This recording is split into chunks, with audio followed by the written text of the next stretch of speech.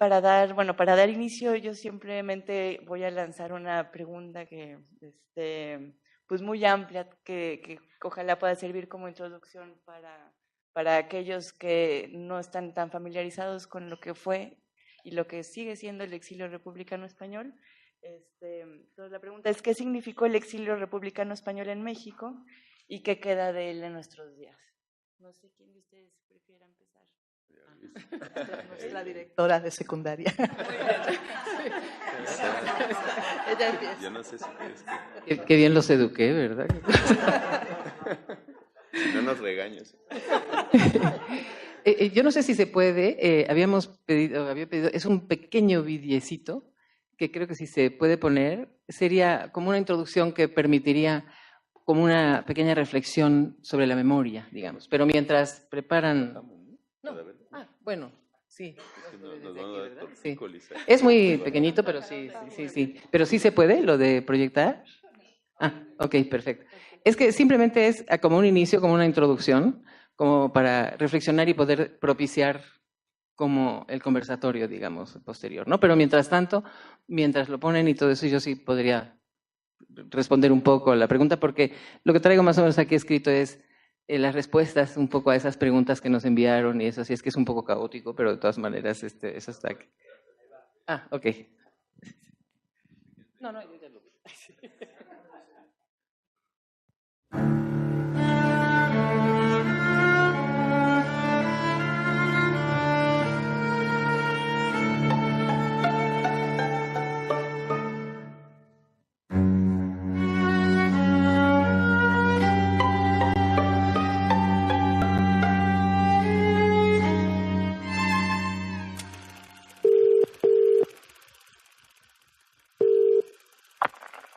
Sí, dígame.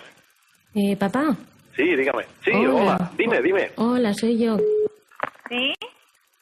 ¿Mamá? Sí. Hola. Oye. Digo, ¿qué? ¿Has hablado con papá? Sí. Bueno. He hablado con papá. Cuéntame.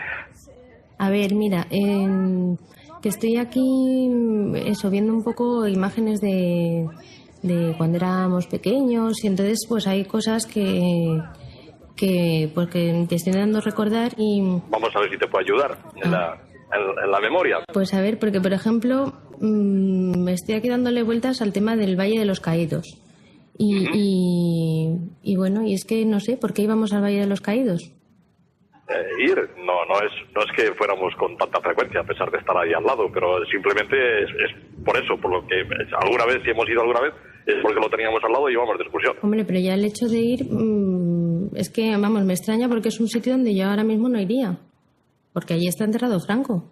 Bueno, ¿eso para vosotros no...? Eso es historia, en cualquier caso es historia. O sea, lo que no se puede hacer es quemar la historia y olvidarla e ignorarla. Eso es historia. Eso, Franco, como si está el mismísimo Mao Zedong o el diablo mismo. Si ha formado parte de la historia, es la historia. Ya está, sea quien sea. Pero ¿y no tenía para ti ninguna connotación política ni nada? Porque No. Nosotros nada más que ir a la tumba de Franco. Oye, a mí el que fuera de Franco como si me hubieran dicho que era la tumba del rey. ¿Y nosotros no preguntábamos nada durante, no sé, cuando éramos pequeños de Franco o de la guerra civil o...? No habéis preguntado porque además, pues es eso, yo creo que no habéis sufrido tampoco una sensación como nosotros, porque en casa nunca se ha dicho ni en pro ni en contra. Aparte de, bueno, pues cuando has ido siendo mayor, yo recuerdo en una ocasión, hablando tu padre con tu abuelo, que tu abuelo era muy comunista, por lo menos de boquilla. Que no lo sabía. ¿Que no lo sabía? No. Tu abuelo ha sido siempre, ¿por qué? Porque le tocó vivir, le cogieron para la guerra y la guerra le tocó en la zona azul. Entonces, claro, pues vio todas las cosas que hicieron los azules contra los rojos. Si le hubiera tocado en la zona rojo, pues hubiera visto las cosas que hubieran hecho los rojos contra los azules. Yo no puedo borrar 30 y tantos años de mi vida que he vivido con el régimen de Franco. ¿Cómo lo voy a borrar? Está ahí. Me haya gustado o no me haya gustado, está ahí. Es imposible borrarlo. Pero el hecho de que fuera un dictador, Pues, si es que no pensabas. ¿Qué es lo que representaba? La dictadura, ni democracia, ni dicta blancas. O sea, no representaba nada. Era lo que era y ya está. Era lo que era y bueno, pues lo admitías y vivías y convivías con ello. O si no admitías, pues ya sabes lo que te tocaba. Tenías que largar de allí o tenías que andar escondido. Nosotros siempre hemos tenido trabajo, siempre hemos tenido una vida pacífica, nunca hemos tenido ni un tropiezo con nadie. hombre, pero sufriríais la falta de libertad, ¿no? No, pero no hemos vivido... ¿Qué hago? ¿Una falta de libertad para qué? Para ver películas... sí, pues veías las películas que no se podían besar, pero bueno, como no sabías, como no conocías otra cosa, se oían muchas cosas. Se oía que maltrataban a la gente cuando la cogía, a los presos, les torturaban. ¿Y eso te parece normal? Pues mira, nunca me ha parecido normal ni anormal, pero como no he vivido ninguna sensación de esa, solo han sido rumores para mí. Bueno, pero ahora ya sabes que no son rumores y no tienes... ¿Y qué voy a hacer? Bueno, pues no sé, opinar algo, no tienes ninguna... Pues oye, que estaba mal, si han hecho eso, que estaba mal, pero como yo ya no tengo ninguna opción, ¿qué voy a hacer? ¿Ponerme a llorar?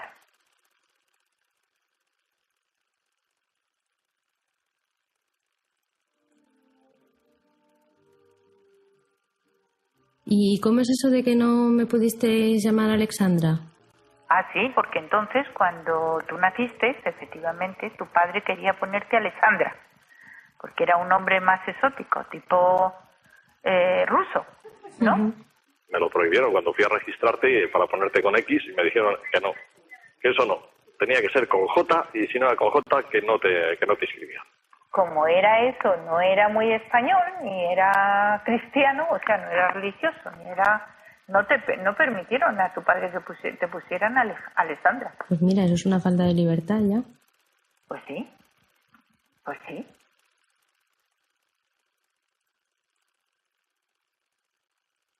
Yo no me arrepiento de no haberos dado una educación de lo que fue nuestro pasado más reciente, políticamente me refiero. Porque lo consideramos una época desgraciada, fue desgraciada para nuestros padres, para vuestros abuelos, y yo creo que nuestra generación lo que ha querido es transmitir a vuestra generación, a la vuestra, cosas positivas. Ya está. Así de sencillo. Lo que me extraña es que, vamos, que haya tenido que esperar tanto tiempo para darme cuenta. Bueno, pues ya lo ves. O sea, yo no he tenido ningún interés en sacar adelante la historia. Si vosotros tampoco lo habéis tenido, pues el desinterés ha sido mutuo. Otra imagen de la que a mí me chocó cuando la vi, la verdad, es la del Cerro de San Cristóbal. ¿Qué hacíamos allí? Porque íbamos a... Sí, bueno, eso es más fácil de explicar. Se domina desde allí pues toda la planicie de Castellana centralizada en Valladolid, ¿no?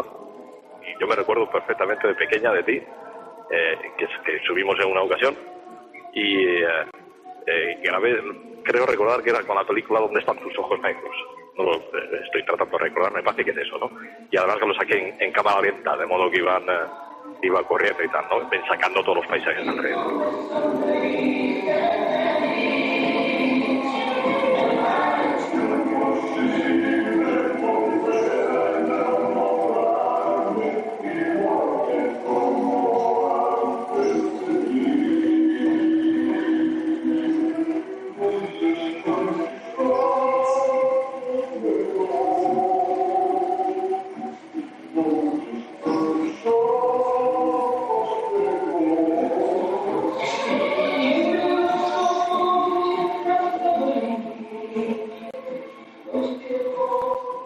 O sea, que para ti el símbolo en sí, el símbolo falangista no representa nada. No me dice te trae nada. recuerdos de nada ni te En evoca absoluto. nada.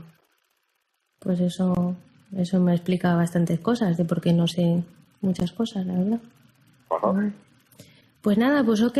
Pues muchas thank yous. ¿De acuerdo? ¿O qué, reina? Venga, un beso gordo. Adiós. Hasta luego.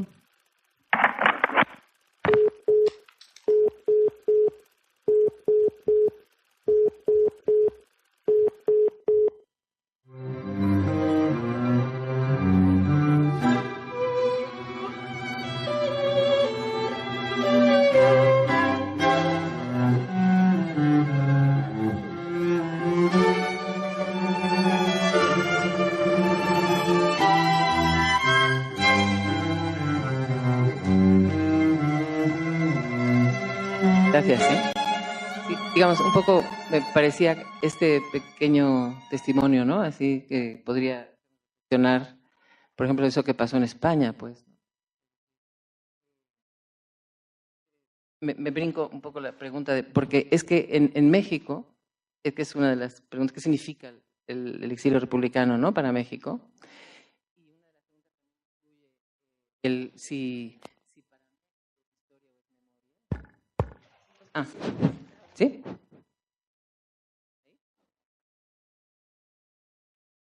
Siempre. Remedio.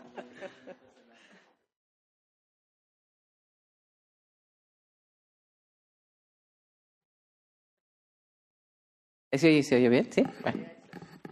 Entonces, una de las otras preguntas precisamente es si para México es historia o es memoria, ¿no?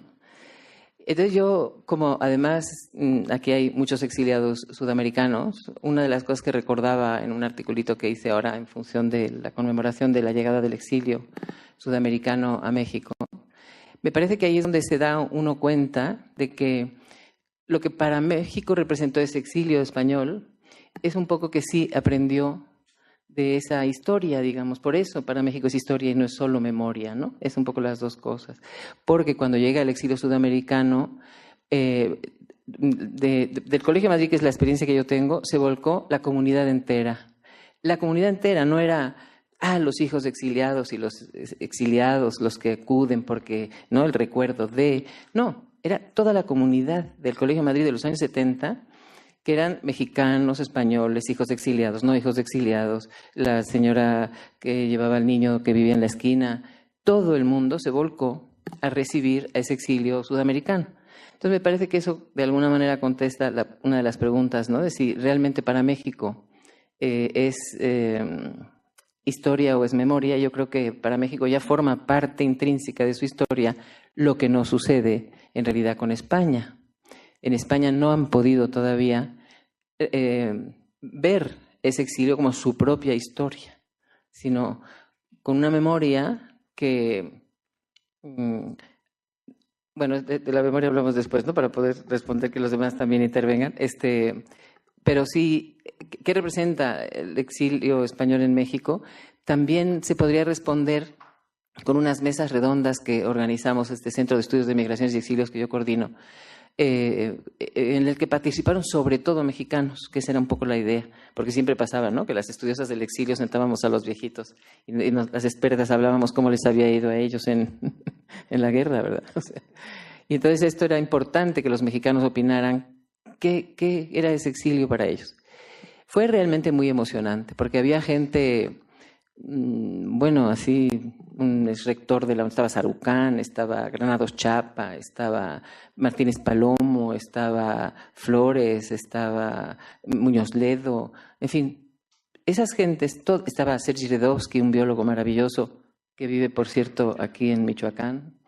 En fin, y todos ellos, una de las cosas que decían era lo que habían aprendido de esos exiliados españoles que traían en la maleta, que traían lo que no se puede traer en una maleta, eso es lo que traían, ¿no? Entonces, una de las cosas que decían, aprendimos lo que es trabajar, aprendimos que aunque no haya dinero, se pueden hacer cosas. Y sobre todo, es lo que coinciden mucho todos, es la congruencia de estas gentes entre el objeto de su investigación y su vida. Es decir, sí estaba íntimamente relacionado lo que hacían y de hecho algunos de ellos cambiaron sus temas de investigación porque no eran tan útiles para México, ¿no? Es decir, cambiaron a otros temas que sí servirían en México, ¿no? Estaba aquí una vicerrectora de la Universidad Nacional de Educación a Distancia y cuando vio eso, claro, me dijo, es que nosotros no sabemos nada de eso. Y pues no saben nada de eso. Yo siempre digo que la sociedad española no sabe nada de eso porque, como no pudieron, no quisieron o no los dejaron recuperar esa historia, ¿no? Y esa tiene consecuencias, me parece, que se están viendo más o menos ahora, ¿no? También, ¿no? Pero, en fin, para el exilio en México, yo diría que representó eso que digo, pero ¿qué representó México para el exilio republicano español? O sea, como que todo, es decir, la gente del exilio y los descendientes recibieron esa... Es decir, cuando tú sales exiliado por unas ideas, encontrarte con que esas ideas están también en el lugar que llegas, me parece que es como una especie de consuelo, ¿no? Entonces sí fue un encuentro, no nada más esas cosas que siempre se dicen, no, porque es que como eran tan maravillosos los exiliados españoles, sí, muchos de ellos y la mayoría, no todos eran intelectuales, ¿no? Pero lo que había aquí era maravilloso, es decir, que por ejemplo viniera un Isaac Costero, que salió con sus filmillas era un anatomopatólogo maravilloso. Y es cuando Chávez organiza cardiología. Y entonces le dice a Martínez Báez que lo quiere para el departamento de anatomopatología. Entonces Martínez Báez le dice, no, vamos a esperar que venga Isaac Costero, porque quien tiene que ocupar ese lugar es Isaac Costero. Es decir, ese era el tipo de mexicanos que el exilio se encontró, ¿no? Así es que yo creo que hay una relación ahí importante, ¿no? Bueno, en realidad esta visión de cómo la pregunta era cómo, ¿me la puedes leer? ¿Qué significó el exilio español y qué queda de él? Eso. Sí, y tiene relación con esa pregunta que viene más adelante sobre la memoria viva. Efectivamente, en México yo creo que el exilio es memoria viva, o sea, estamos aquí, ¿no? En España, pues para nada, ¿no? Y es buenísimo este videíto que vimos ahora de la chava preguntándole a sus papás, ¿no? ¿Por qué los llevan al Valle de los Caídos y al otro lado? Y allá se quiso sepultar esa historia, ¿no? Y en cambio acá, pues, con gente como María Luisa, ¿no? Con Concha, bueno, tanta gente que ha estudiado, sobre todo los hijos, digamos, de esa primera generación de hijos de exiliados que nacieron en los años 40, ¿no? Que se interesaron por la historia, o que se preguntaron qué hacían ellos viviendo en México si en su casa les dan tortilla de patatas, ¿no? Y en el colegio donde estudiaban cantaban el himno de Riego, ¿no? Entonces, creo que sí es muy interesante esta manera en que esa parte del exilio ha pervivido. Ahora que decías, me llamó la atención que dijeras esto de que conmemoramos cada 5, cada 10 años, ¿no? O sea, buscamos como fechas que se deban conmemorar. Entonces yo decía, bueno, pues es que en este año, en el 2016, se están celebrando 80 años del estallido de la Guerra Civil Española, que fue a la larga lo que produjo este exilio. Y finalmente seguimos celebrando los 75 años de la llegada del exilio español, porque todos decimos que llegaron en el 39, pero lo cierto es que el exilio llega entre el 39 y el 42. Entonces, hasta el 2017 podemos estar celebrando los 75 años de la llegada del exilio. O sea, no es que hayan llegado en bloque todos, sino que muchos trataron de quedarse en Europa. Y claro, lo que pasa es que se les vino después la Segunda Guerra Mundial. O sea, fue una cosa dramática porque hicieron lo posible por permanecer ahí y no tuvieron otra opción que venir. Y yo creo que sí, lo que tuvieron fue la gran fortuna, lo que decía ahora María Luisa, que llegaron a un país, primero que les abrió las puertas. No todo fue miel sobre hojuelas, como se suele ver así, ¡ay, qué maravilla! ¿No? O sea, debió haber sido durísimo. Pero claro, cuando uno compara con los otros exiliados españoles, los que se quedaron en Francia, o los que fueron a la Unión Soviética, o los que pasaron por República Dominicana, ¿no? Y, bueno, los que llegan, en fin, fueron situaciones distintas, pero sí creo que en su gran mayoría los exiliados españoles que llegaron a México pues tuvieron la fortuna de llegar a este país, a un país que es como es, con esta generosidad que tiene, ¿no? Entonces, aquí sigue siendo memoria viva. Después en los 70s yo estaba en la secundaria con esta directora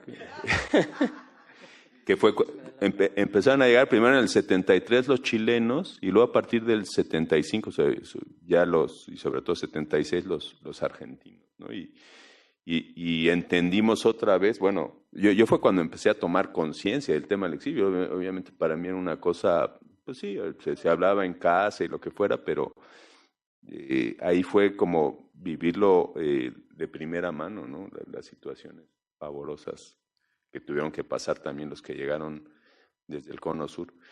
Bueno, le paso la palabra a nuestra querida. Igual yo tomaría la parte de hacia dónde va, ¿no? No solamente lo que ha sido, evidentemente, hablando desde donde yo estoy, soy la directora de ese colegio, la directora del Colegio Madrid en este año. Cumple 75 años, hablando de los números que sí nos gusta que cuadren de 5 y de 10. Y justamente se fundó para atender a los niños del exilio. Antes se había fundado el Colegio Luis Vives, la Academia Hispano-Mexicana. O sea, si hay un lugar donde la memoria y donde el exilio se ha no regodeado en un dolor y en una pérdida, sino justamente en una construcción que se fundaron, ¿no? Yo llegué a México en los años 74, específicamente junto con el exilio chileno. Yo llegué antes que los exiliados argentinos, venía de Buenos Aires. No soy hija de exiliados. Evidentemente estamos aquí porque mi padre dijo, yo ya pasé una guerra en España, no voy a pasar otra en Argentina. Estaba en la universidad, estaba estudiando Esperanto en estos grupos en los que finalmente, ¿no?, había optado una ilusión y una búsqueda de una libertad que hacía muchos años que no se vivía en Argentina, y evidentemente hubo una llamada que nos alertó a todos y que en 3 meses estábamos aquí. Y gracias por estar aquí, y aquí seguimos, ¿no? O sea, México ha sido este país que nos ha dado cobijo a muchos decidimos quedarnos porque aquí sentimos que la labor que se había en casa o había en las familias, aquí había una apertura para continuarla, ¿no? Y si veníamos por un tiempo y queríamos regresar, algunos no encontramos ya las condiciones, aquí nos enamoramos, aquí nos casamos y aquí formamos familia. Y para mí México pues es este lugar en donde todo esto es posible. También es posible que nos falten 43, lamentablemente. También es posible que sea un crisol de cosas magníficas hacia la apertura y a veces hacia la negación del propio problema, ¿no? Oportunidades de convivir con gente joven, yo lo hago con niños desde hasta los 18 años, y en este devenir de futuro, que es una escuela en donde todo eso se habla, se plantea y se maneja en las aulas y en todos los eventos culturales como este, y gracias por la invitación, por cierto, Diana, qué lujo estar acá. Pues hace posible que la juventud cobre conciencia de esto. O sea, yo cuando volví a España a ver a mi familia era esto lo que oía. No, venga, no habléis de estas cosas, aquí todo lo pasamos muy bien, va a la playa, vamos a... O sea, mis primos no saben nada. Los hijos de mis primos, es más, les parece molesto que se hable de estas cosas, porque finalmente es lo que dice, queremos un futuro positivo para ustedes. Y hay una España, ¿no? O sea, que vive completamente con una venda en los ojos. En mi propia casa era difícil hablar de la guerra porque mi padre era de familia completamente conservadora, la República, y cuando deciden casarse, el cura del pueblo les dice, váyanse de aquí porque va a ser peor que Romeo y Julieta, o sea, les van a hacer la vida imposible. El pueblo de mis padres está justamente en donde fue la batalla del Ebro, ¿no?, en Tarragona. Era un lugar que había quedado deshecho después de la guerra, ¿no?, moral, física y evidentemente socialmente dividido, ¿no? Entonces mis padres deciden migrar a la Argentina, en donde había familia, y ahí pueden hacer una vida, evidentemente, no de espaldas al pasado, porque de lo único, créanme, que se hablaba en mi casa era de la guerra y de los errores que se habían cometido en la guerra y por qué se había llegado a una guerra en un lugar pues, en el que se quería vivir en paz, ¿no?, la mayoría de la gente. Entonces, de chicos vivimos con eso, yo nací con eso. Y hacia donde quisiera llegar y cerrar esta participación es, ¿qué nos deja el exilio? Nos deja un montón de obra, ¿no?, de obra de palabras de los que ya no están con nosotros, y la memoria viva en sus hijos, sus nietos, y pensamos que hay valor en los republicanos, evidentemente, que buscar espacios, la Universidad Nacional lo es, ¿no?, para seguirlo difundiendo. Creo que con eso. Y me llama, bueno, creo que es el tema desde luego que ha venido el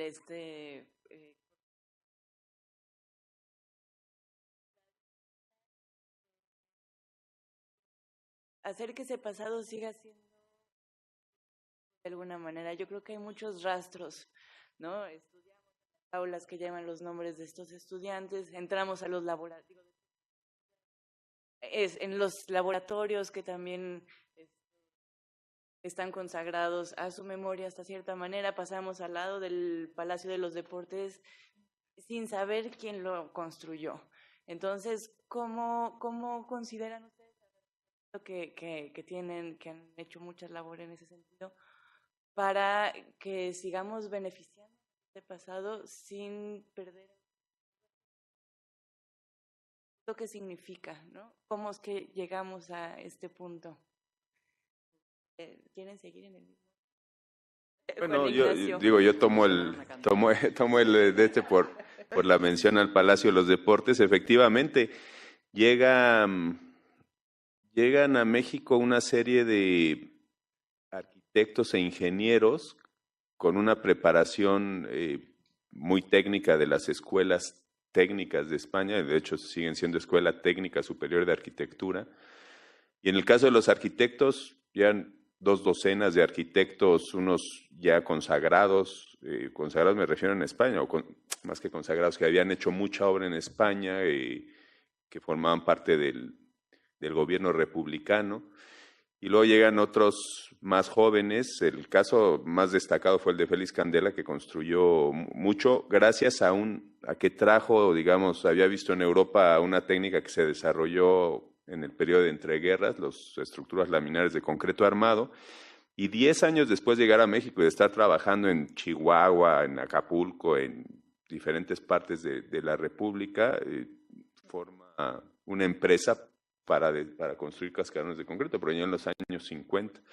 Y entonces digamos que le pega en el clavo porque desarrolla una tecnología económica para cubrir grandes claros, y su empresa tuvo mucho éxito, y él fue el arquitecto mexicano más famoso de los años 50 y buena parte de los 60. Y digo mexicano porque se nacionalizó nada más llegar, y que él decía que aunque se había formado en España, pues él terminó la carrera en el año 35, y en el 36 entró como voluntario del Ejército Republicano, no había tenido experiencia en España. O sea, dice que se formó en España, pero que en realidad se hizo arquitecto en México, o sea, fue construyendo.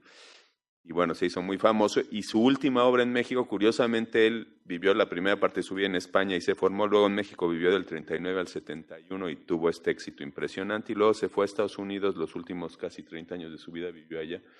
Y entonces él decía que, digamos que en esta parte de las nacionalidades, a final de cuentas tuvo las 3 nacionalidades, vivió en los 3 países, dice que él no tenía esta, digamos, carga que él iba dejando atrás, según él. Luego, cuando uno lee otras cosas o escucha otras historias, dice que él cuando llegó a México se olvidó de España, lo cual era una mentira monumental, porque ninguno se olvidó de España, todos la añoraban increíblemente.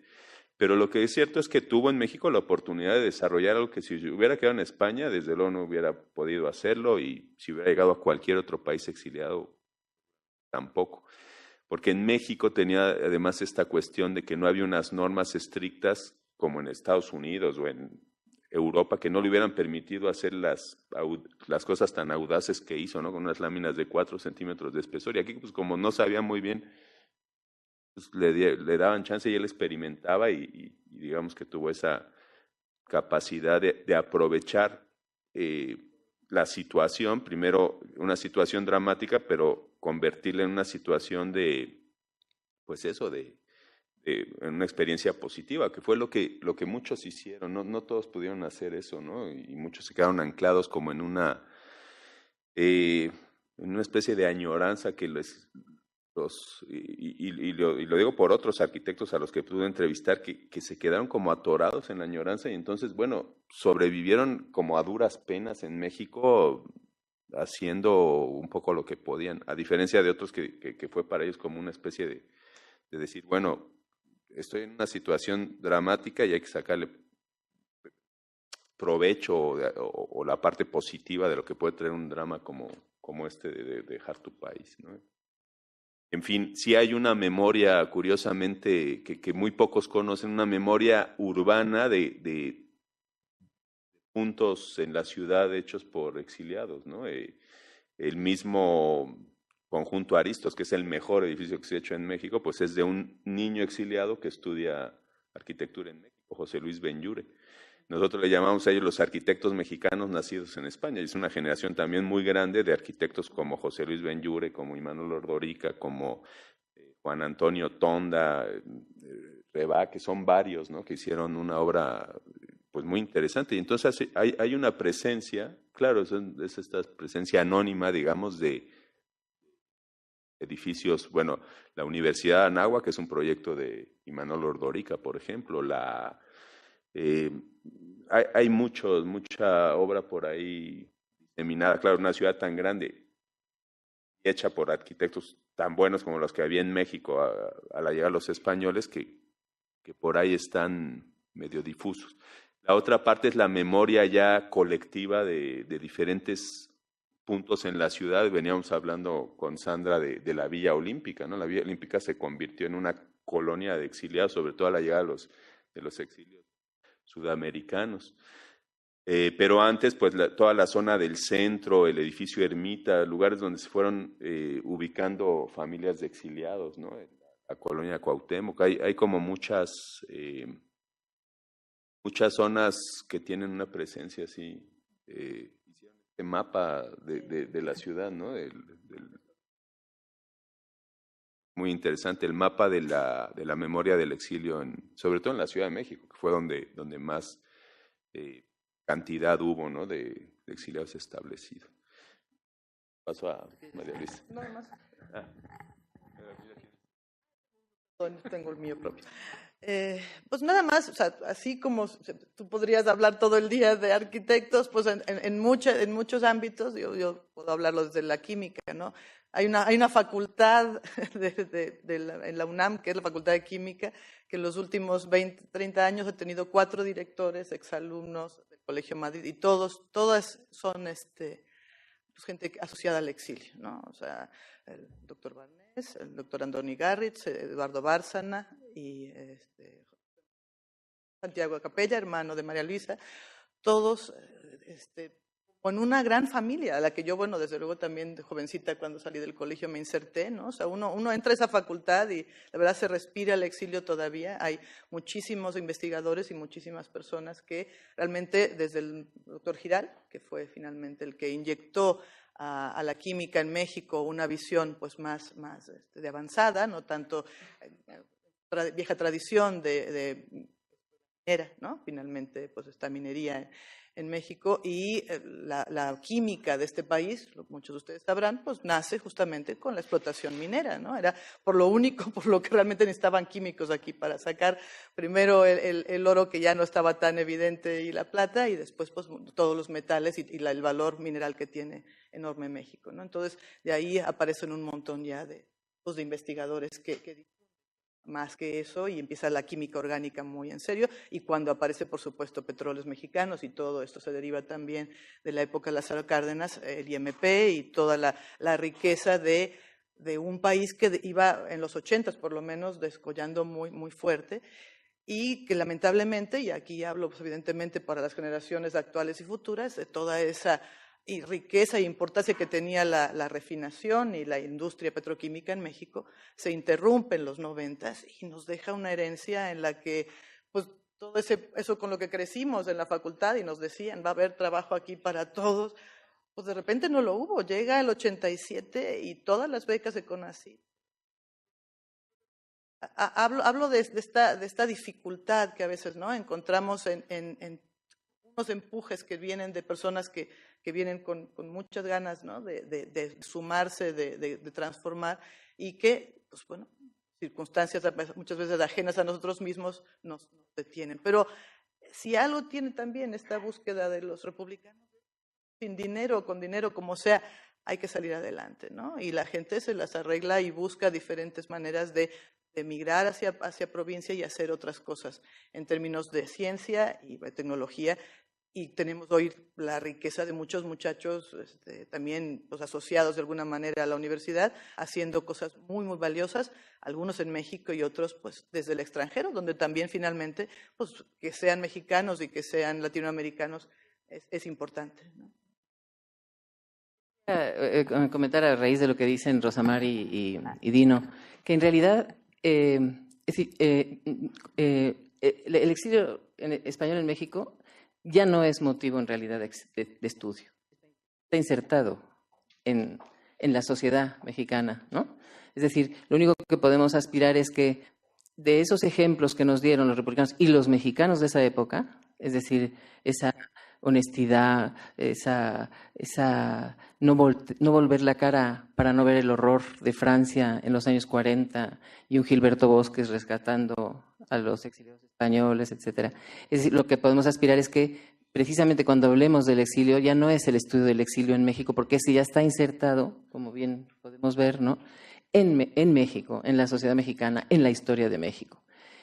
Lo que podemos aspirar es que eso no se olvide, para que eso nos sirva de ejemplo y podamos hacer algo con los desaparecidos de Ayotzinapa y con la cantidad de muertos que estamos pisando todos los días en este país, ¿no?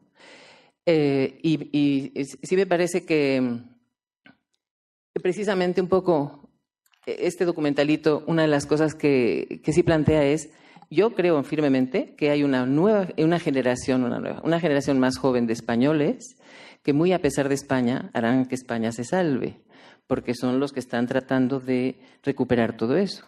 Tengo el caso muy cercano, que Sandra conoce bien, de Jorge Moreno Andrés, que es un antropólogo visual maravilloso, que es un muchacho, precisamente, es decir, que tuvo familia de un lado y del otro, que se preguntó si tendría que hacer esa investigación, porque por supuesto que la necesitaba.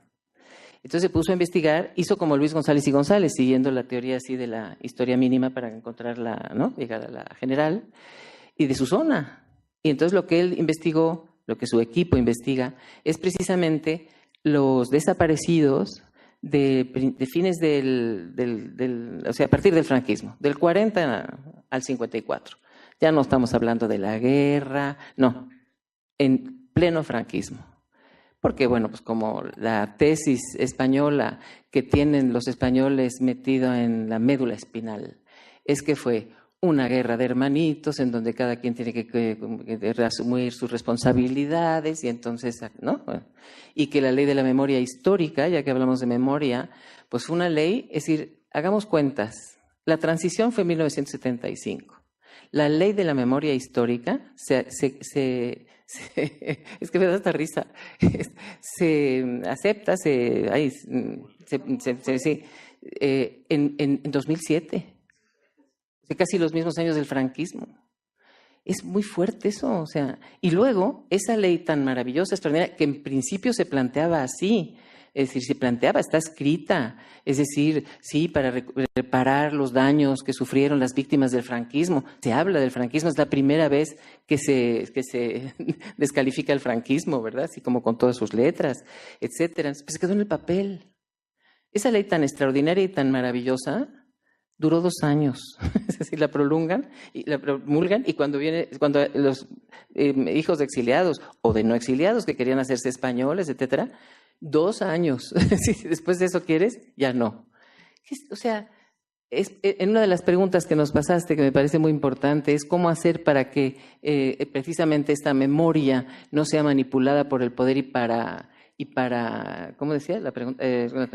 Para ¿cómo evitar los usos políticos? Los usos políticos, para no justificar. Eso, para legitimarse. Eso es lo que han hecho los gobiernos españoles durante todos estos años.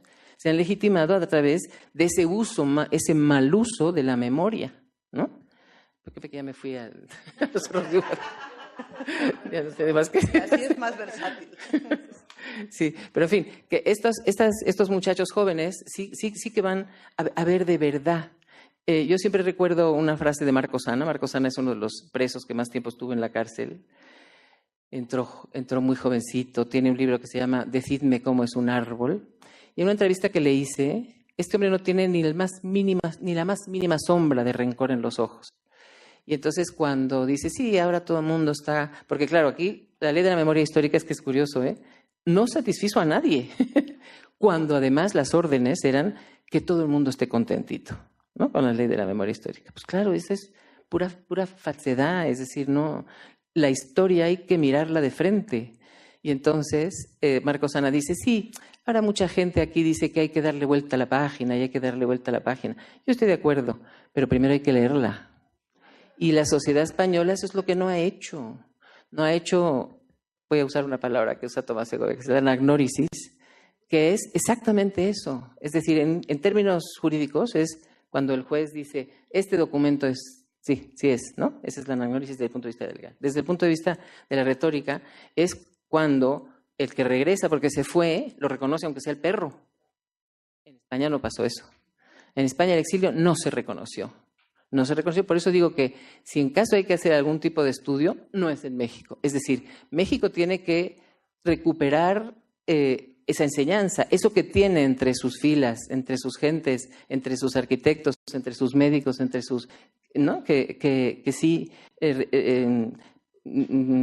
supieron aprovechar también eso, ¿no? Pero España tiene que hacer la lección desde lesson number one, ¿verdad? Desde el principio. Y estos chicos, eso es lo que de alguna manera conseguirán porque están viendo a la historia de frente. Y eso, si México pudiera, porque hasta cuando la llegada del exilio sudamericano vino a México, México no había olvidado lo importante que era luchar contra el fascismo. Ahora ya hay que recordárselo cotidianamente, ¿no? Porque ese es un problema que tenemos ahora en México. Entonces, toda esta historia puede ser que sirva, puede ser, para que México retome esa actitud de, caray, que es que teníamos políticos honestos, digo, había alguno que otro que no, ¿verdad? Pero teníamos políticos, yo que tengo, ya soy muy mayor, o sea, he visto caminar a Ruiz Cortines por los insurgentes, ¿no? O sea, por insurgentes, caminar, él solito, ¿no? Era presidente de la República. Y una anécdota que me parece muy importante, que habría que recordársela a los políticos actuales, bueno, ya ni hace falta recordar porque ni piensan, pues, ¿no? O sea que creo que esperemos a ver si no va a votar la gente por el PRI otra vez. Pero en fin, me consta porque es una persona cercana que en el migración, la mujer de Ruiz Cortines, que era una corrupta pero de cepa, llegó con una lista como de 40 personas que había que arreglarle los papeles de extranjero. Cada arreglo de papel era 10,000 pesos para ella. Entonces, don Arcadio Ojeda, que ese nombre sí hay que decirlo, honesto a carta cabal, que era jefe de población de migración, le llamó a su jefe y le dijo, oiga, aquí está esto. Entonces le habló al presidente, le dijo, oiga, mire, su esposa pues, trae esta lista. Respuesta de Ruiz Cortines, tírelo a la basura. Se divorció de ella y se la sacó del país. Ese eran los políticos que... No, yo me muerdo la lengua si yo defiendo al PRI. No, pero como que era otra cosa. O sea, que había gente primero que conocía el país, etc. Entonces, todo esto, en realidad, es decir, es como forma parte de la misma historia de México. Como dice Pancho, ¿no? O sea, Pancho Escabe tiene un texto maravilloso en donde habla que, bueno, que ellos son españoles por sus padres, los españoles son mexicanos por ellos, ¿no? Y haciendo uso de un verso de Hölderlin, dice, nosotros por eso vamos todos los años a recibir a Veracruz al Sinaya junto con Cárdenas, porque hay tanto que defender. Digo, esa es la tarea, ¿no? La lección que podríamos tomar de eso. Y México... No los políticos. México la tiene asumida como historia propia, ¿no? A mí me parece que eso sí debería... que responde un poco a si México en realidad... Porque pasaría igual, es decir, que si van a un laboratorio, el botánico que se llama Miranda, pues igual que van a la Casa del Lago y nadie sabe quién es Isaac Ochoa-Terena, ¿no? No importa. Bueno, sí importa, pero no importa. O sea, pero es lo mismo, ¿no? O sea... Ahí estamos, ahí está, eso está ya aquí, ¿no? La lástima es que se lo perdieron aquellos, ¿no? El asunto.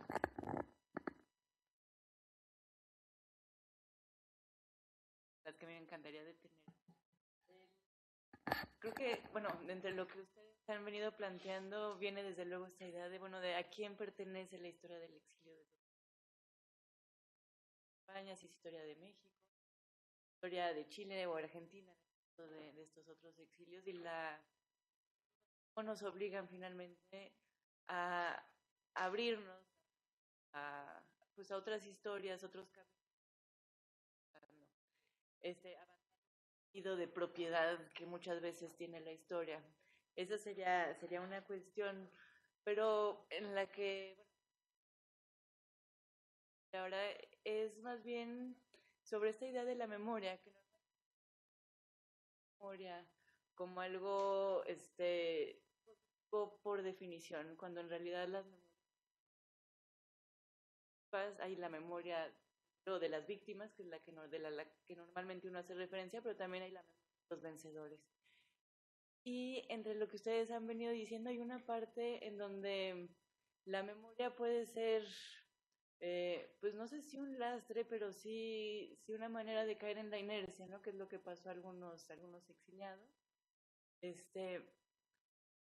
Y yo lo que quisiera ver es si hay maneras de que, o sea, de garantizar o de hacer que la memoria se convierta en un impulso, en una fuerza, y no en un que simplemente nos arrastra, ¿no? Que nos dejan pasado. La empezaría yo en el sentido de que a nosotros los que nos toca hacer, al menos de educativa, pues es transformarla, es decir, esa memoria, eso no se instruye, no se da como un acto de fe y tienes que moverte dentro de este marco necesariamente. Hay que argumentarlo, hay que analizarlo, hay que discutirlo y hay que ponerlo en el presente, en el contexto actual. O sea, ¿qué nos deja todo ese bagaje, tanto de los exilios, al menos donde yo me muevo, es el español originalmente, es el que funda el colegio. Hay un proyecto educativo alrededor de esa memoria y de esos principios, pero lo que hay es los chicos de hoy, que son mexicanos, que viven el mundo actual en la situación de avance tanto científico, tecnológico y los cambios tan brutales que no son ya de décadas ni de generaciones, sino que son realmente de años, a partir de sus intereses y a partir de lo que necesitan insertar actualmente. En un mundo donde, al menos así lo vemos, ¿no? Pareciera que a nivel de escoger, y lo harán pronto ustedes, ¿no? Una escuela o una educación para los hijos, no está muy claro, ¿no? Desde los sistemas, al menos de educación básica en México, ¿no? ¿Qué se quiere con la educación? Ahora la reforma nos está planteando unos foros en los que lo que estamos viendo es que lo que menos importa es lo que se enseña, sino políticamente qué mexicanos vamos a preparar, ¿no? Y tienen que pasar muchos años para que realmente se cobre conciencia joven en México, al menos desde el marco que estamos viendo, ¿para qué la memoria? ¿Para qué la historia? ¿Para qué la visión de futuro que no se haya sido previamente inducida hacia tú eres alguien que produce, tú eres alguien que no se queja, tú eres alguien que no me da lata, ¿no? O que si me la das, pues ya sabes lo que te espera, ¿no? O sea, está muy fuerte el momento político para los jóvenes y lo que creo que la obligación que tenemos desde los exilios y la memoria es justamente pensar qué ya ha pasado, qué de eso está pasando todavía hoy, porque finalmente seguimos siendo personas y seguimos moviéndonos por pasiones que a veces no nos dejan ver claramente. ¿Qué vamos a hacer? ¿No? Porque finalmente no veo a los chicos de hoy pensando en, bueno, pues sí, qué bonito la historia del colegio, qué bonita la historia del exilio, pero la mía, ¿cuál es? ¿Y qué retomo de todo eso para proyectarme? Yo sí quisiera pensar que un evento como este y otros que hay alrededor de la memoria del exilio no es para la nostalgia, sí lo es para llorar cuando necesitamos llorar, y lo estamos haciendo y lo seguiremos haciendo. pero no hay que quedarse en eso, ¿no? Hay que moverse, hay que transformar y hay que pensar que no tiene que pasar una cosa como la que nos aplastó en los 70s, en un mundo que ya era moderno y no entendemos cómo se fue para atrás. ¿Tenemos todavía un tiempito? No, ya que digas. Hay otra pregunta que nos hacías aquí que me importa mucho, digamos. Es decir, ¿qué es lo que vale la pena recordar, ¿no? Decías. Dice algo así como ¿cuál es el mensaje del exilio? Es posible elegir entre aquello digno de recordarse y lo que debe relegarse al olvido, ¿no? Es decir, yo creo que hay una digamos, a mí me parece que estas cosas ejemplifican y entonces lo ponen a uno a pensar, que es un facsímil que se acaba de hacer de un libro de poemas, es una antología de poesía del siglo XIV al XX, ilustrada maravillosamente bien. Aquí Chema Espinaza puede hablar de la edición porque editaron ellos ese facsímil maravilloso, que es del padre de Alicia Martínez Dorado. ¿Por qué digo esto? Yo creo que si fuera posible poner las fotitos que mandé, a mí me parece que esto es importante recordarlo, no como un ejercicio de nostalgia o de pobrecitos de nosotros o qué horror, que es un horror, ¿no? Porque les cuento más o menos dónde está hecho esto, si los pueden ir pasando. Esto es una fortaleza que se ubica en el Monte Tzava, que construyeron en el siglo XIX, porque las obras se prolongaron hasta el siglo XX y cuando la terminaron de hacer, pues ya no valía la pena porque ya había la aviación y demás, ¿no? El fuerte nunca llegó a ser usado con los fines esos de defensa para el que había sido hecho, y de la aviación por eso se volvió obsoleto, ¿no? Es un fuerte agazapado así en la montaña, ¿no? Porque no sé si podemos ir pasando las fotitos porque... Bueno, ¿ve? Ahí es un monte agazapado. Si lo único que se ve es la parte así como de arriba, ¿no? Y para ahí hay 3 pisos hacia abajo, ¿no? Eso se utilizó como cárcel, ¿no? Porque ya no tenía sentido utilizarlo como un fuerte para defender la ciudad de Pamplona, ¿no? Entonces ahí fueron a parar cuando la Revolución de Octubre, cientos de prisioneros. Y la falta de higiene del penal, después de varias muertes por tuberculosis y la denuncia que hubo en el 35, se trasladó a los presos de ese penal, ¿no? Pero a partir del golpe militar, en junio de 1936, quedó bajo el control de la sublevación franquista y se volvió a llenar el penal. Había 2.000 presos. A muchos de ellos, sobre todo los navarros y algunos riojanos, se les anunciaba la puesta en libertad. Los sacaban y desde luego los fusilaban, ¿no? Los iban fusilando porque hay mucha gente y demasiados presos para tanta cárcel, ¿no? En el 38, ante ese trato inhumano y las pésimas condiciones de higiene, dormían sobre el agua, les daban un caldo que tenía como una especie de natita negra que no sabían bien qué era, o sea, estaban todos hechos un asco. Entonces, ya fue insoportable y decidieron levantarse y se fueron. El padre de Alicia, que es el que escribió ese libro, es que estas poesías se escribieron en esas cárceles. No entiendo cómo, porque no se podía asomar a las ventanas, ¿no? Que por ahí salen, no se podían asomar, no había luz, en fin, no podían leer, no podían nada, ¿no? Entonces escapan muchos y fusilan a unos tantos y los entierran ahí. Alguna alma caritativa tuvo la idea de poner en una botella los datos entre las piernas de esos. Entonces se llama el cementerio de las botellas. Cuando ya viene la transición y etcétera, pues la gente empieza a sacar esos muertos y buscan a las familias. No se encuentran a todas, pero algunas sí, porque ni siquiera ellos sabían dónde estaban. Por eso cuando fugan, echan a correr gritando vamos a Francia, pero no sabían ni por dónde, o sea, ¿no?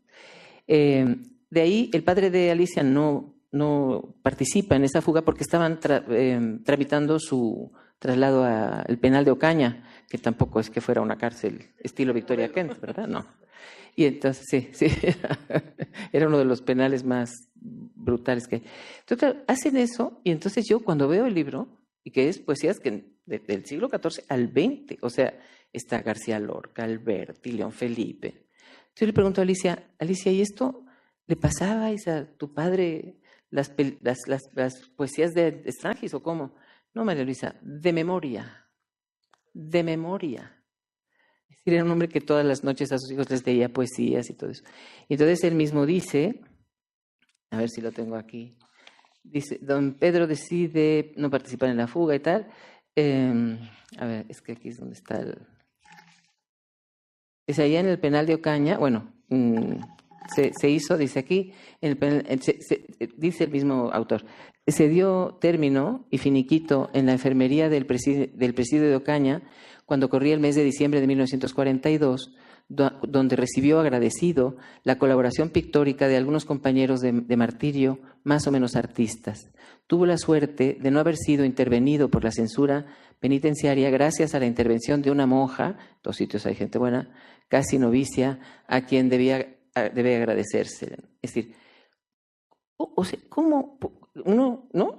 A ver, en unas condiciones realmente, lo empieza a escribir en el penal de Ocaña, es decir, y luego lo termina de escribir en el fuerte en Ocaña, con la colaboración. Él había tenido una hija que no conocía, y entonces les pedía a su familia, por favor, tinta y plumines, ¿no? Para mi supervivencia. Entonces, claro, cuando le digo a Alicia, a ver, o sea, dice, no, Alicia, es que era carísimo, entonces le dije, Alicia, vamos a tener que sacar el sombrero, porque pensaba yo que el centro para el que trabajo lo podía publicar, pero pues no. Dice, no importa. Yo, desde que me jubilé, he estado ahorrando para que esto se pueda publicar. Y no es solo por la memoria de mi padre, sino para que la gente vea lo importante que para ellos era la vida, la cultura, el trabajo, ¿no? O sea, porque pudieron con su cuerpo. El padre de Alicia se le cayó el estómago, estuvo malísimo, luego pudo salir, se lo pudieron traer a México, etcétera. Pudieron con sus cuerpos, pero esto hizo que no pudieran con sus almas, ¿no? Y eso es lo que hay que recordar, digamos. Es decir, esa como especie de fortaleza en unas situaciones realmente tremendas, ¿no? Y entonces, ahí sí hay que insistir mucho en que, porque si vemos estas fotografías, uno dice, o sea, ¿cómo podían aguantar eso, no? Es que es insoportable. Bueno, pues se aguanta, en muchos casos, precisamente por la educación, ¿no? Es un poco la solución de los problemas, creo yo. Y entonces, la pregunta me llamó mucho la atención y digo, ejemplos como estos son los que a lo mejor nos ayudan, pues, ¿no? A qué es lo que hay que recordar, ¿no? El trabajo que hace Jorge Moreno en España, en esta investigación, este muchacho, él investiga y sale a nuestros archivos y ya se abrieron los archivos de Franco, por fin, ¿verdad? Y entonces se mete a un archivo. Entonces, cuando dice, fulano de tal, infarto, muere de infarto. Y entonces, claro, averiguan y se van a buscar a la familia. Y es uno de los fusilados, obvio, ¿no? Y estas familias llevan 75 años sin hablar de sus muertos, porque sienten que no tienen derecho, incluso ahora sienten que no tienen derecho. Y entonces, una de las cosas que les llaman para ir a la entrevista, no duermen esa noche. Entonces, una de las cosas que está filmada es, por ejemplo, un pañuelo que está igual que 75 años atrás, con lo mismo que tenía el fusilado, que el sobrino va y es el que cuenta, que ya es viejito, en el bolsillo, porque lo fue a ver si ya estaba muerto, ¿no? Entonces lo saca del bolsillo y está una caja de cigarros, una caja de cerillos, una horquilla, que es con lo que se comunicaba él con su madre, porque metía las cartas en los dobladillos, ¿no? Entonces, cuando esta gente empieza a hablar, no solo era ese tío, sino que era también el otro, etc. Se empieza como a sacar la historia, a verla de verdad, ¿no? Hay, digamos, estas cosas que, a partir de estas pequeñas cosas, se cuenta esa historia, ¿no? Y entonces hay el documental que es una maravilla, porque además hay las fosas comunes que hay que estar buscando, ¿no? También están filmadas, es una maravilla porque filma con la mirada de los muertos que es lo que todos necesitamos, porque están los cementerios aquí al lado, ¿verdad? Porque necesitamos la mirada de nuestros muertos. Y el documental termina con todos yendo con sus cajitas ya identificadas del ADN, que para ellos es mucho más importante un botón o una suela que los huesos, pues, ¿no? Pero cuando le dicen que ese es su tío, entonces van todos así como en fila con la bandera republicana a enterrarlos con la voz de una de las parientes que dice, por fin están donde deberían estar, ¿no? Entonces, claro, esas son realmente el trabajo que hay que hacer en España. Y nosotros, aquí en México, tomar nota, porque nos vamos a encontrar que vamos a tener que andar buscando fosas, ¿no? Entonces aprendamos, es decir, esa es la lección, ¿no? Sí, en fin, habría tanto que hablar, pero yo creo que ya nos pasamos, o no sé. Abundando en lo que dice María Luisa, hace un par de años se inició una especie de campaña donde había que denunciar, era algo sobre las víctimas de la dictadura franquista. Y entonces en México se iniciaron contactos, no fui yo propiamente quien los inició, ni mucho menos, pero a través del Ateneo Español, pues eso, para pedir a la gente que hiciera sus denuncias porque eran víctimas, ¿no? Como víctimas. Y entonces los de aquí decían que pues no, que ellos no eran víctimas, que ellos habían tenido la suerte de llegar aquí, que las víctimas se habían quedado en España, que los que en realidad sufrieron fueron los que se quedaron allá. Y es el caso, bueno, desde lo que vimos ahorita hasta lo que está comentando ahora María Luisa, ¿no? Bueno, yo todavía tengo muchas preguntas. Todavía tenemos un rato, ¿no? Pues ya nos quedan nada más 20 minutos y pensé que a lo mejor reservar unos 10 por si alguien del público quisiera hacer alguna pregunta. Pero, es que, bueno, tiene que ver con las preguntas que yo les envié, que ya al final no seguí el orden, pero bueno, que están presentes. Y desde luego con lo que ustedes comentan ahora, ¿no? Como la memoria siempre está acompañada del olvido, ¿no? Forma siempre como la contraparte. No se puede pensar en aquello que uno recuerda sin al mismo tiempo ser consciente de que hay algo que se está dejando de lado, de que hay selección. Pero también puede pensarse, son muchas cosas. Por una parte que no se puede olvidar algo sin antes haberlo recordado, ¿no? Ese sería como al menos la diferencia que hace Freud entre lo reprimido y lo olvidado. y bueno, y pues luego los límites a la memoria, ¿no? Decía también Ricoeur, ¿no? Cuando se empezó a hablar sobre el deber de memoria, decía, bueno, pues sí, mucho deber de memoria, pero a mí esta idea se me olvida todo, ¿no? Que es parte del problema. Pero bueno, y ahora la pregunta sería la inversa también un poco en el sentido en que van ustedes. Si en vistas a esta reconciliación de la que se habla todo, se puede hacer como una especie de olvido regulado o olvido pactado, si es adecuado o si realmente, digamos, no debería formar parte incluso de nuestras consideraciones. Bueno, es que es bien interesante la pregunta. Yo traía una reflexión ahí poco madurada sobre esta cuestión del tiempo que está pasando, o sea, de cómo pasa el tiempo. Porque en el 75 muere Franco y es en el 73 vienen los chilenos, entre el 75 y 76 vienen los argentinos. Y en aquel momento se están cumpliendo casi los 40 años del inicio de la Guerra Civil y ahora estamos celebrando los 40 años del inicio del exilio argentino. O sea, es impresionante porque, ¿no? O sea, son estos periodos de tiempo. Y luego la diferencia que hubo entre el exilio español, que no tuvo opción de la vuelta, y los exilios argentinos y chilenos que sí la tuvieron, ¿no? Y bueno, las situaciones que se dieron entre los que decidieron regresar y los que no. En mi caso, bueno, mañana lo platicará Raquel, pero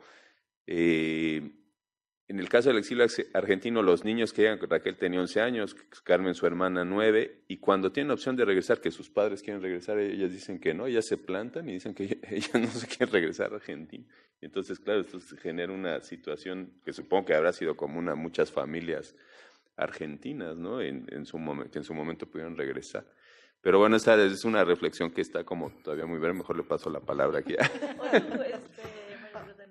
A ver, pues mira, en términos de estos olvidos pactados, te puedo hablar de la experiencia justamente, pues de eso vine, ¿no? Hablar de la que yo tengo, porque justamente pues yo no vengo exiliada y no conozco más que un exilio que yo adopté, o sea, unos principios tanto de uno, primero el de mis compañeros, ¿no? Porque me comuniqué más rápido y entendí más rápido primero qué les pasaba a los argentinos que estaban llegando y a los chilenos, y lo asimilé y lo hice mío, pues porque era joven y porque sí me daba cuenta de lo que estaban pasando y sufriendo esas familias, cuando iba a sus casas, cuando iba y escuchaba sus conversaciones, y me daba cuenta que todo eso que mis padres traían y habían reprimido en un momento dado, lo estaba viviendo en casa de otros, ¿no?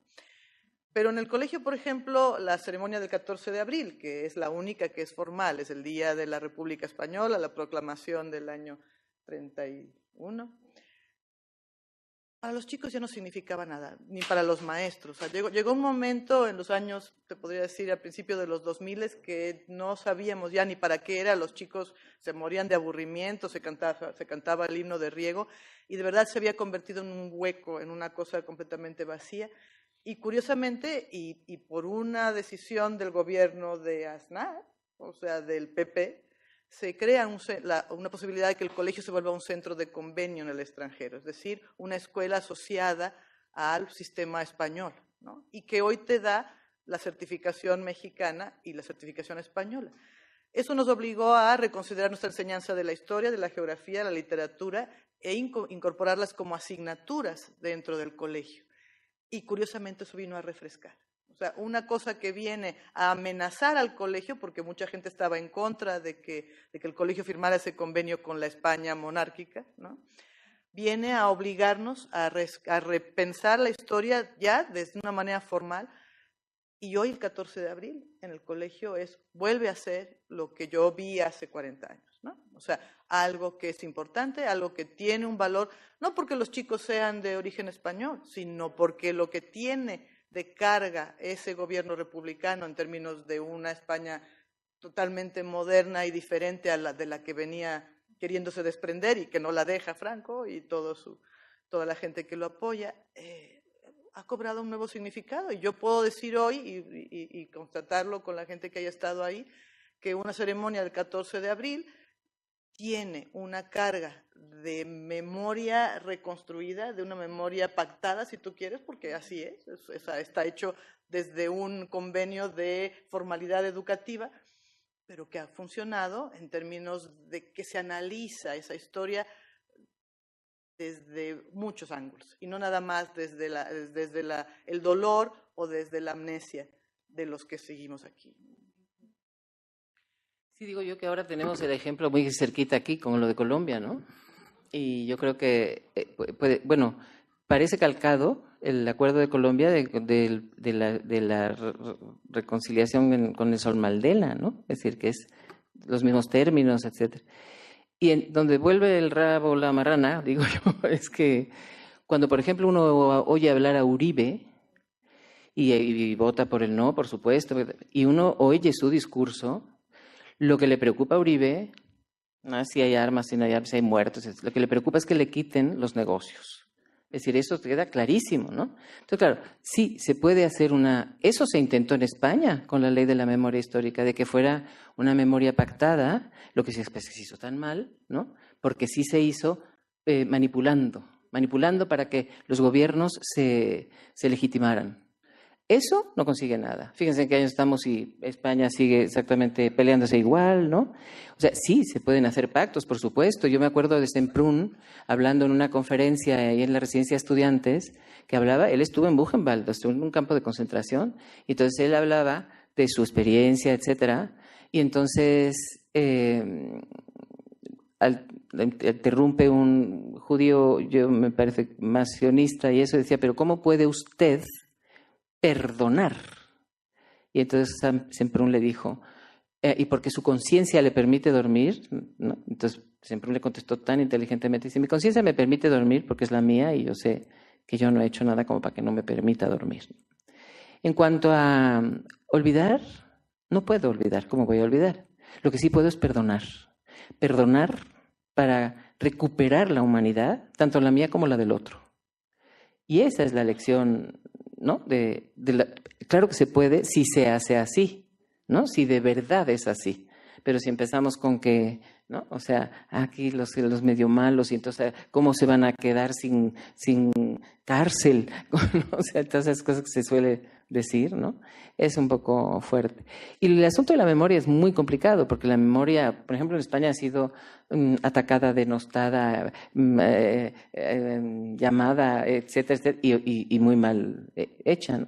Entonces, me gustaría terminar mi intervención además con una cita de Gastón.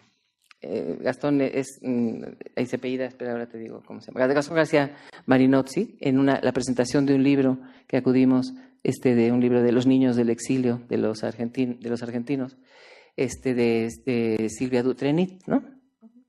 Y entonces lo cito, porque como ahora está de moda eso de plagiar, comillas, pero me parece que es muy significativo lo que dice aquí. Me gustó tanto que le pedí el texto, me lo dio, lo leo desde su texto, porque la memoria, ¿no? Es decir, está rondando todo el tiempo y cómo le hacemos y etcétera. Y dice Gastón, dice, me pregunto, sin encontrar respuesta alguna, ¿qué hacer con la memoria? ¿Cómo es eso de alimentarla cada mañana? O eso de ponerle la correa por la noche cuando llego de trabajar y la saco a pasear por el parque de la esquina de la casa y nos encontramos con los vecinos que también salieron a pasear sus memorias y ahí las ves todas parecidas y todas diferentes. Ves cómo se buscan, se acercan, se huelen y ahí nos tienen a nosotros con la correa en la mano a merced de sus deseos. Cuando vuelvo a casa siempre me pregunto lo mismo, si yo saqué a pasear a la memoria o si ella me sacó a pasear a mí. Al rato nunca se calma, juega un rato, sí, junto con los niños, no, juego un rato con los niños, cenamos y ya agotados nos vamos a dormir, pero siempre con la memoria a los pies de la cama. La mayoría de las veces la memoria se parece tanto al cuerpo, a la sal, a la ola del mar. Es un espejo que nos forma y nos deforma, el último aliento del invierno, lo que nos hace, nos pide, nos arrastra. En ese sentido, mientras escucho a este par de niños que me dicen papá, me pregunto nuevamente sobre la memoria que heredamos, la que construimos y volvemos a heredar. Es un círculo virtuoso, vicioso, para mirarnos unos a otros en el fuego de la vida. Me pareció como muy importante para rematar un poco esta charla. Digo, no rematarla yo, nada más rematar lo que Rematada yo quiero decir. Tenemos más o menos 10 minutos y no sé si alguien quiere hacer alguna pregunta o un comentario desde...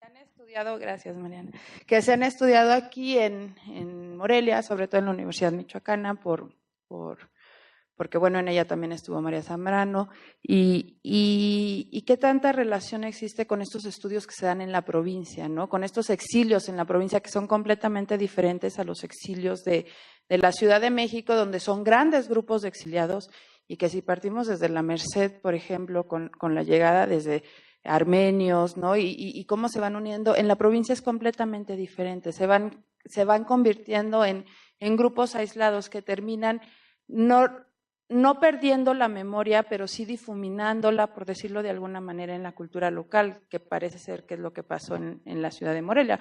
Hoy el internado sigue existiendo, pero es un internado con intenciones completamente distintas. Quienes estuvieron ahí en su mayoría ya murieron.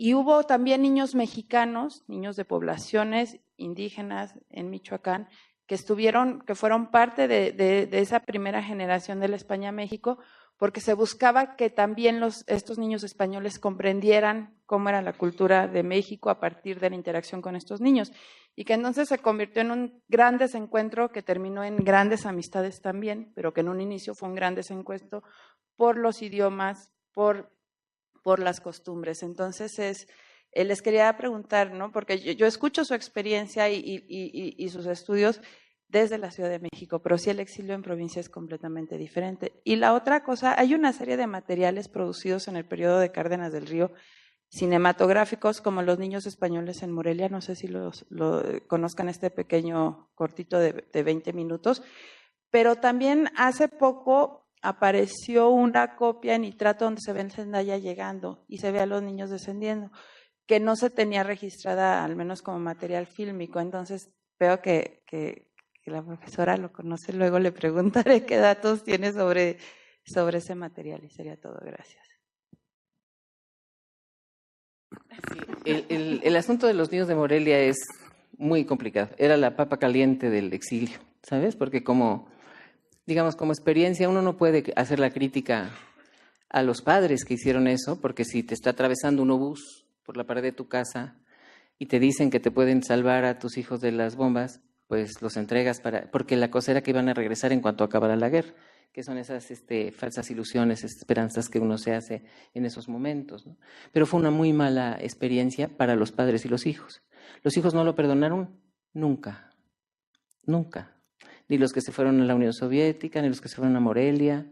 Realmente se sintieron abandonados por sus padres. No, por mucho que les expliques, oye, pero es que estaban salvándote de que te cayera una bomba en la cabeza. No. Esa es una experiencia que uno saca de eso, ¿no?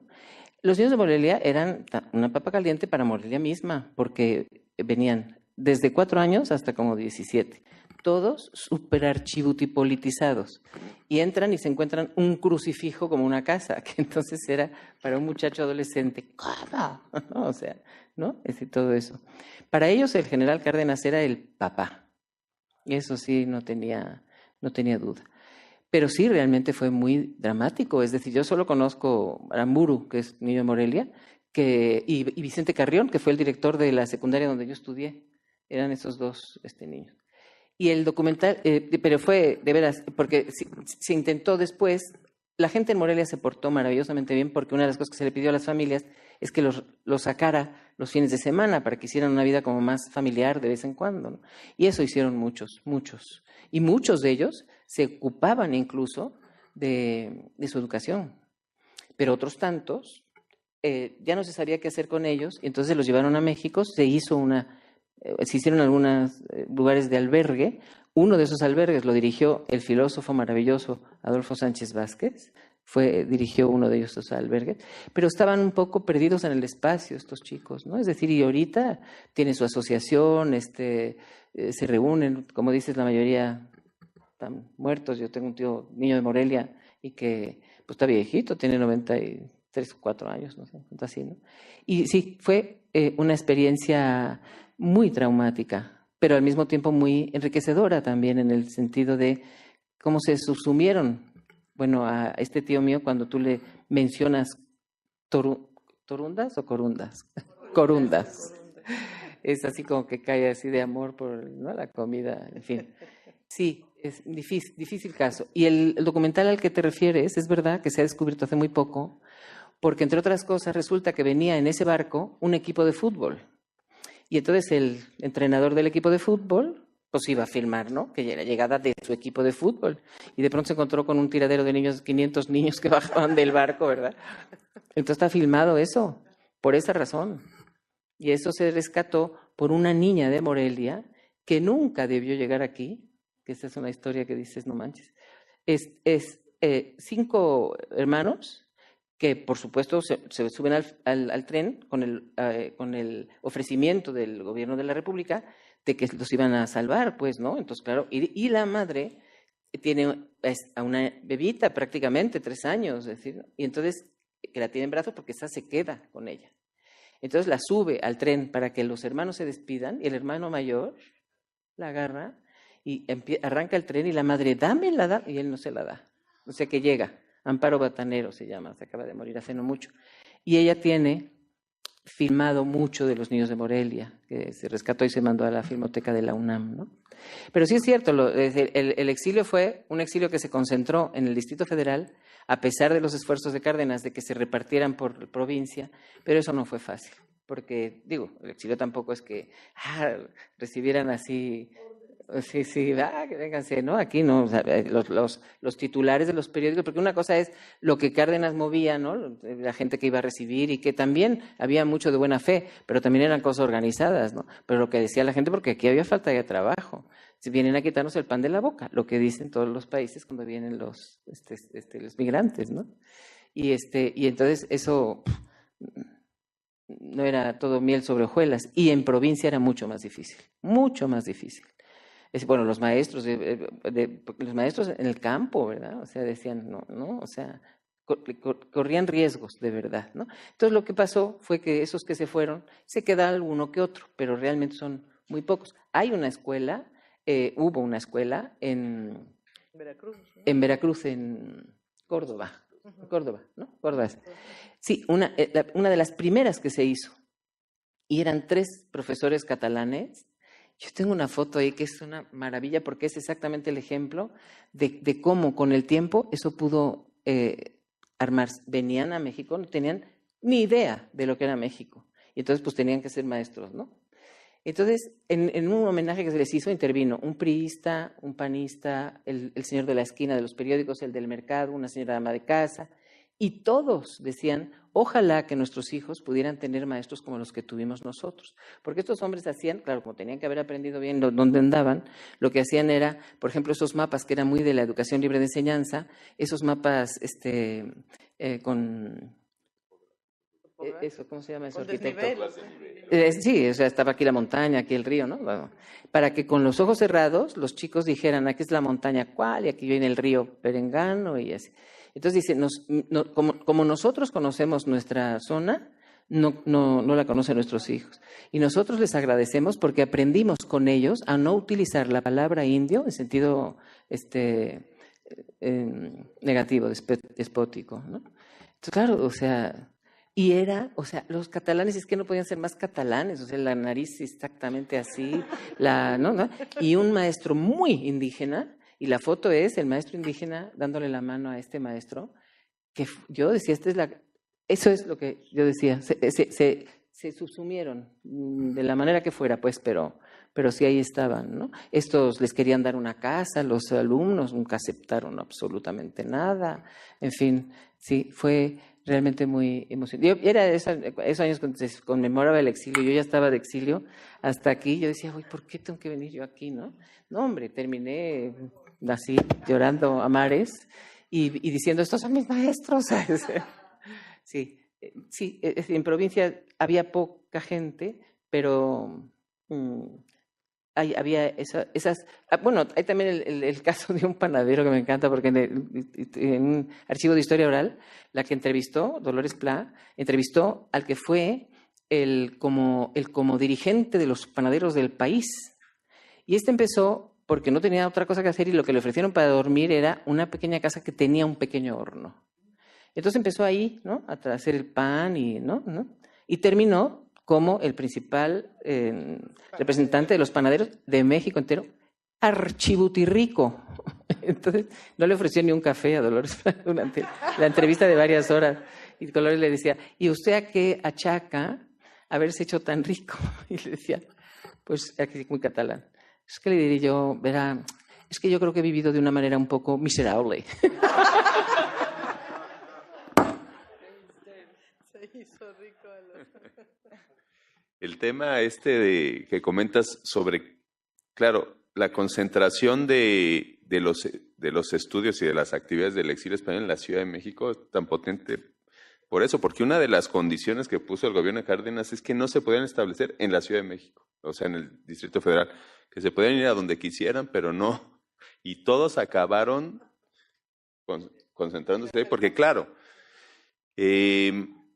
pues sí, la Ciudad de México a final de cuentas pues es lo que es y la herencia que tiene, la familiaridad que pueden encontrar, ¿no? Lo explica muy bien María Luisa y la propia Dolores Pla, los cafés, ¿no?, los lugares donde se reunían. Pero al principio sí, se hizo un esfuerzo y entonces es muy interesante los estudios que se han hecho en diferentes partes de la República en relación a las actividades de exiliados en sus respectivos lugares. Por ejemplo, en Chihuahua Hace poco llegó al Ateneo Español de México una exposición preparada en Chihuahua sobre la colonia agrícola Santa Clara, que fue una colonia experimental donde se fueron a vivir 500 familias, ¿no? Y que se fueron a construir la colonia. O sea, el primer trabajo de Félix Candela, que no había hecho nada, fue ir de jefe de obras de la colonia. Hicieron pues unos barracones, hicieron unas casas, hicieron no sé qué, hicieron un pueblo. Se llama lo que ahora se llama un proyecto sustentable. Era un proyecto sustentable, efectivamente. Sí, y construido con madera ahí de la Sierra Tarahumara o sea, increíble, y eso desapareció porque se pelearon entre ellos, y decía, bueno, yo lo entrevisté, cuando entrevisté a Candela, me dije, es que fue lo que nos pasó en la guerra. Entonces ahí estábamos los comunistas, los anarquistas, los republicanos, los moderados, los no sé qué, nos peleamos entre todos, y ese pueblo acabó después de que estuvo un año funcionando, cada uno ya se tuvo que ir para cualquier lado, y entonces hay unas ruinas arqueológicas de ese pueblo, quedan 4 palitos ahí, es increíble, ¿no? En las faldas de la Sierra Tarahumara. Luego el caso, estudios que se han hecho ya, claro, desde luego Veracruz, ¿no? Las escuelas que fundaron en los Tuxtlas, aquí en Morelia, bueno, yo tuve un, digamos, no discípulo porque lo dirigieron aquí, pero un colega de la Universidad Nicolaita que hizo su tesis y le llamó La Comunidad Arquitectónica del Exilio Español. Y es muy bonito porque estudia a los arquitectos, pero estudia a los ingenieros, a los albañiles, a los carpinteros, a los no sé qué. Se hizo como una cosa fantástica de una comunidad que se dedicaba a la parte de construcción, ¿no? Y entonces, sí, creo que es muy importante en Chiapas, ¿no? Bueno, tantos lugares en Guadalajara mismo, ¿no? Bueno, en Jalisco, en Pachuca, ¿no? Y sí es una parte que vale la pena rastrear, que está muy perdida por eso, porque se diseminó, ¿no? O sea, no había esos grupos tan potentes que hubo en la Ciudad de México, sino que estaban más por ahí. No, y cuando los hijos alcanzaban las edades universitarias, pues ya, finalmente era la gota que derramaba el vaso. Todos venían a que estudiar aquí, ¿no? Porque realmente no tenían ya mucho. Yo conozco el caso de Pelayo Vilar, que se regresó ya a estudiar en la UNAM Medicina, ¿no? Ya en Pachuca no encontraba. Y sin embargo su familia sí se quedó ahí, ¿no? Pero eso eran ya muy poquitos. No, yo no podría añadir nada más, no, de verdad, no. Te interrumpí, pensé que estabas acabando. Bueno, pues muchísimas gracias a María Luisa, Juan Ignacio y Rosa María por este conversatorio. Creo que ha sido pues muy rico porque han puesto de manifiesto pues cómo finalmente una experiencia tan individual se puede universalizar y hacernos la propia, incluso siendo o no siendo pues descendientes, digamos, sanguíneos del exilio español, porque sí lo somos desde un punto de vista histórico y cultural. Y bueno, pues muchísimas gracias. Gracias a ustedes.